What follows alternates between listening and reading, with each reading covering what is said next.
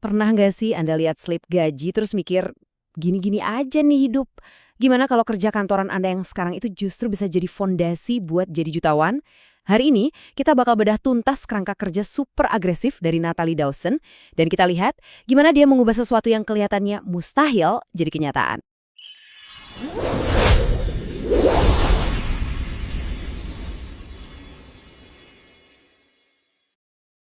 Ini bukan cuma omong kosong loh. Coba bayangin, dari gaji tahunan yang mungkin nggak beda jauh sama gaji Anda sekarang, jadi punya kekayaan bersih lebih dari 100 juta dolar. Wow, ini bukti kalau yang mau kita bahas ini bukan teori doang, tapi benar-benar strategi yang terbukti berhasil. Nah, ini dia pertanyaannya. Cetak biru dari Dawson ini isinya ada 10 langkah yang jelas banget. Dan semuanya dimulai dari fondasi yang paling penting.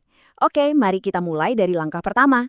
Jadi gini, sebelum kita ngomongin soal duit, pertarungan sebenarnya itu ada di dalam kepala kita. Fase pertama ini semuanya tentang membangun mental yang kokoh, fondasi yang kuat buat nopang kekayaan yang mau kita bangun. Oke, langkah paling pertama dan paling dasar. Temukan titik temu antara skill yang bisa menghasilkan banyak uang dengan apa yang benar-benar Anda suka dan kuasai. Ini bukan soal ngejar duit buta, tapi soal nemuin jalur di mana Anda bisa jadi yang terbaik secara alami. Dan ini cara praktisnya. Gampang banget. Dawson nyaranin latihan simple.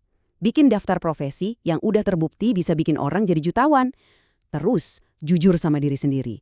Kasih ranking minat Anda dari 1 sampai 5 dan nilai juga pengetahuan Anda saat ini. Ini mengubah pencarian karir dari sekedar nebak-nebak jadi keputusan yang berdasarkan data. Oke, siap-siap ya. Langkah kedua ini kedengarannya mungkin agak nyelekit, tapi ini krusial banget. Dawson percaya kalau orang-orang di sekitar Anda itu bisa jadi pendorong roket atau malah jadi jangkar yang nahan Anda di bawah. Gini loh intinya, energi mental kita itu terbatas kan? Kalau Anda terus-terusan habisin energi buat ngebela mimpi Anda di depan teman yang skeptis, ya kapan mau ngejar mimpinya? Ini bukan soal sombong, tapi soal menjaga energi Anda tetap fokus. Nah, setelah kita bersih-bersih lingkaran pertemanan dari pengaruh negatif, langkah selanjutnya adalah ngisi kekosongan itu dengan yang positif. Anda perlu cari mentor dan panutan baru untuk dipelajari. Terus gimana caranya? Identifikasi 10 orang paling top di bidang yang Anda pilih. Dan kata Dawson, jadilah penguntit yang baik. Pelajari semua tentang mereka, keputusan bisnisnya, kebiasaannya, bahkan kegagalannya.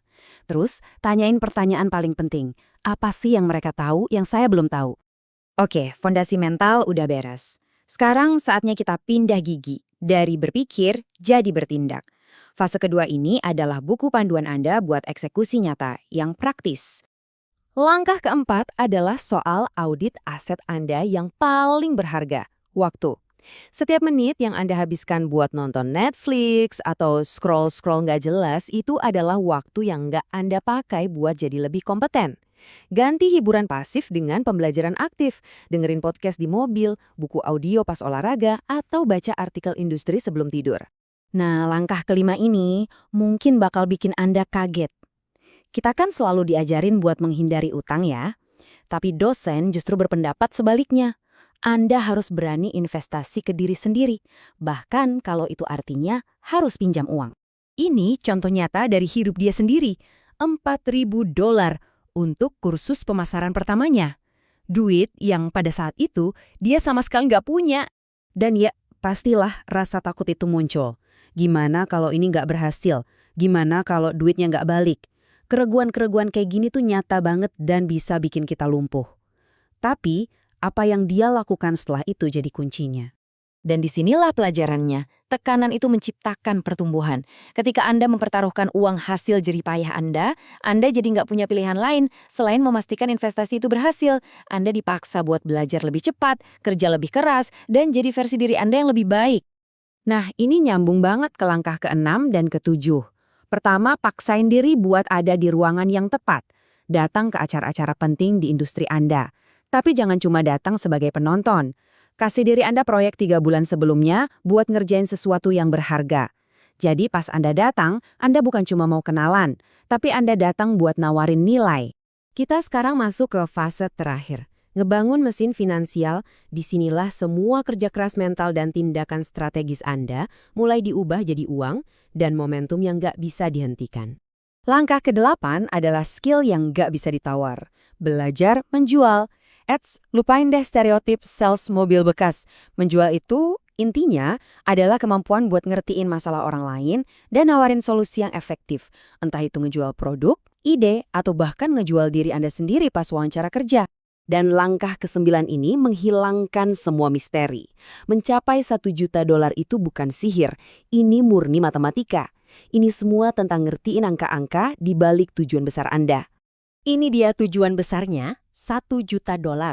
Angkanya kelihatan gede banget ya, bahkan mungkin mustahil buat sebagian dari kita. Tapi kuncinya adalah mecah angka besar itu jadi bagian-bagian yang lebih kecil dan bisa diatur.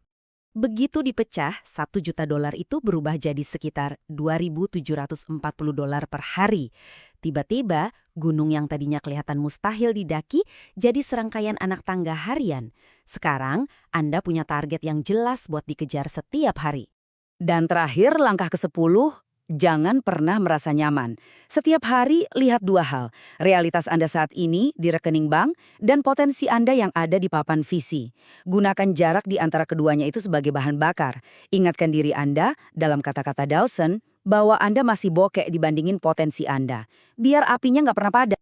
Jadi, kalau kita rangkum, seluruh kerangka 10 langkah ini intinya cuma satu ide sederhana. Secara sistematis dan tanpa ampun, tutup jurang antara realitas Anda hari ini dan potensi terbesar Anda. Peta jalannya udah ada di tangan Anda. Pertanyaannya bukan lagi gimana caranya, tapi kapan mulainya. Jadi, saya tinggalkan Anda dengan pertanyaan ini. Dengan semua yang udah kita bahas, langkah nyata pertama apa yang bakal Anda ambil hari ini juga untuk mulai membangun jembatan itu?